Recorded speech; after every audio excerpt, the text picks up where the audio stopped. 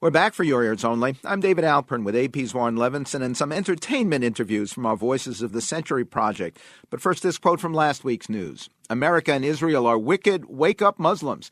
That was a Facebook posting by fired food processing worker Alton Nolan before he returned to the plant where he had been proselytizing for Islam, beheaded one woman, and was attacking another when wounded by the CEO, a Reserve County deputy. Also on Facebook last week, the suicide note by Chicago Area Air Traffic Center employee Brian Howard. He later survived the fire he set there but caused delay or cancellation of 2,000 flights across the country.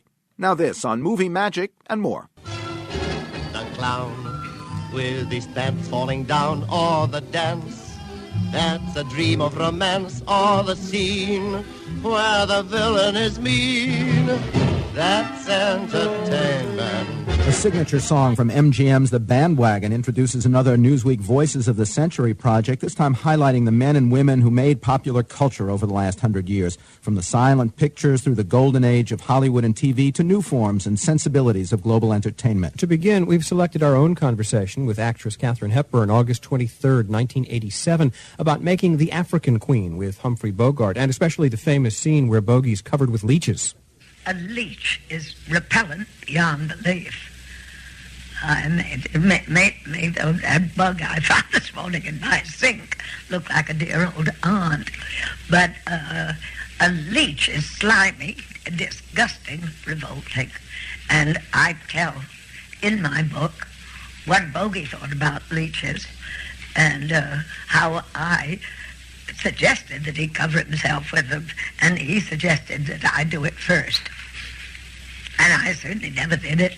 And then we had to get something artificial to stick on Bogey.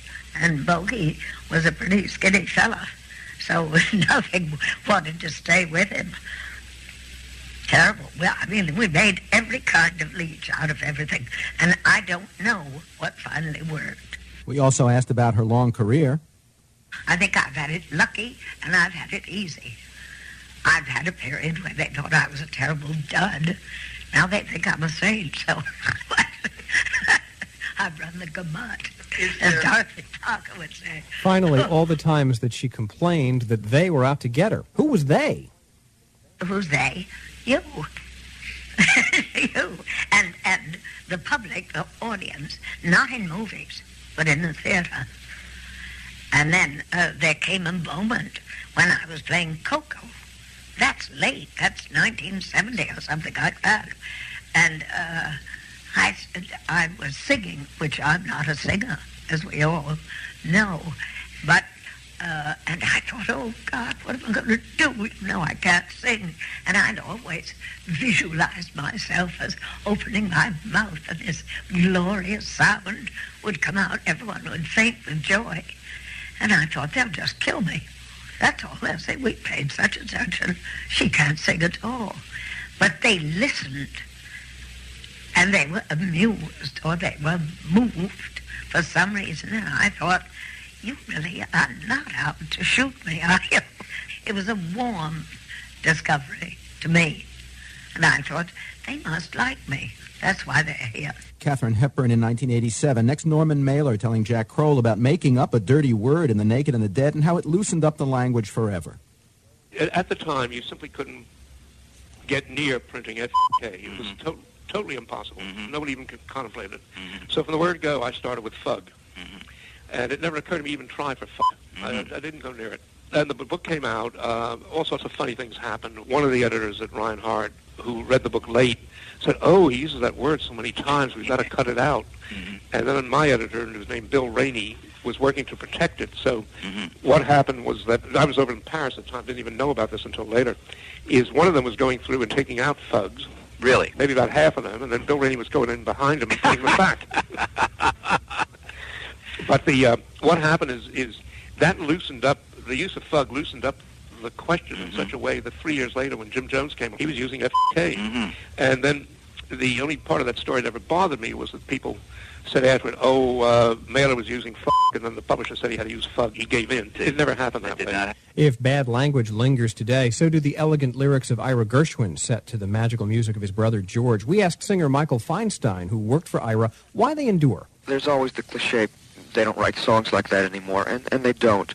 Pop music today is written for a beat so people can dance to it. Lyrics are not as important. And these songs have the excitement of another time, yet they have emotions and values that are important for today.